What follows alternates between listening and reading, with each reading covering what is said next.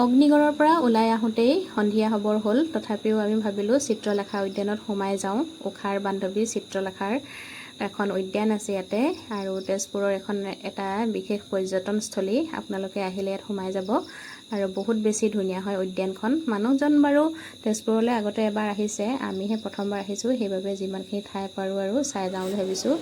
আৰু চিত্ৰলেখা উদ্যানতে আজিৰ দিনটোৰ ভ্ৰমণ আমি সামৰিম। ইয়াৰ পাছত আমি হোমষ্টেলৈ যাম, আৰু একেদিনাখনে আমি কেইবাটাও ঠাই চাবলৈ চেষ্টা কৰিছোঁ।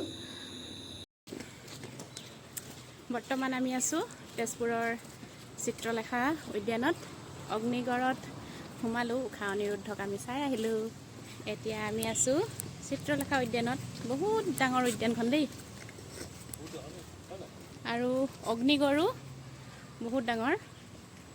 আমি আজি প্ৰথমবাৰ আহিছোঁ আৰু তেজপুৰ, সেইকাৰণে যিমানখিনি পাৰোঁ আমি আজি ফুৰিবলৈ চেষ্টা কৰিছোঁ।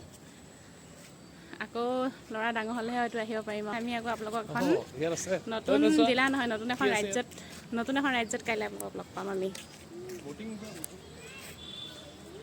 সেয়া বহুত বেছি ডাঙৰ, বহুত, আপোনালোকে ইয়াত ধৰিব নোৱাৰে। এইখনে হ'ল চিত্ৰলেখা উদ্যান।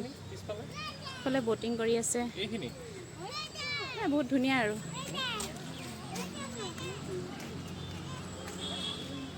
এয়া আমি হেৰিয়াত সোমাইছিলোঁ, হালধিবাৰী বুঢ়ীমাই মন্দিৰ যে, তাতে এয়া ফটো লৈছিলোঁ। বহুত বিদেশী পৰ্যটকো আছে, সেয়া বিদেশী পৰ্যটক।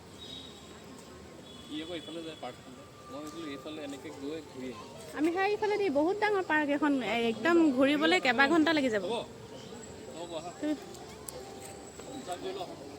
বহুত সময় লাগিব এখন ঘূৰিবলৈ, 2-3 ঘণ্টা লাগি যাব খোজকাঢ়িবলৈ।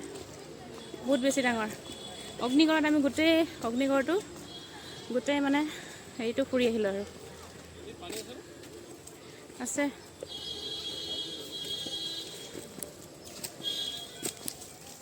বহুত ভাগৰ লাগিছে।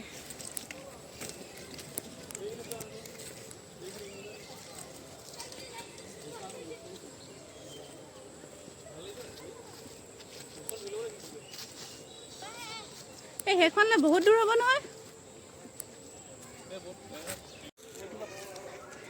বহুত ধুনীয়া পাৰ্কখন, ইমান সুন্দৰকৈ নিৰ্মাণ কৰিছে।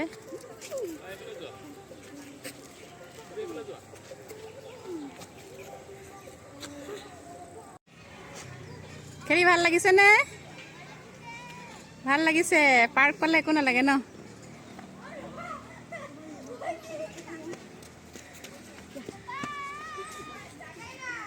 পাৰ্ক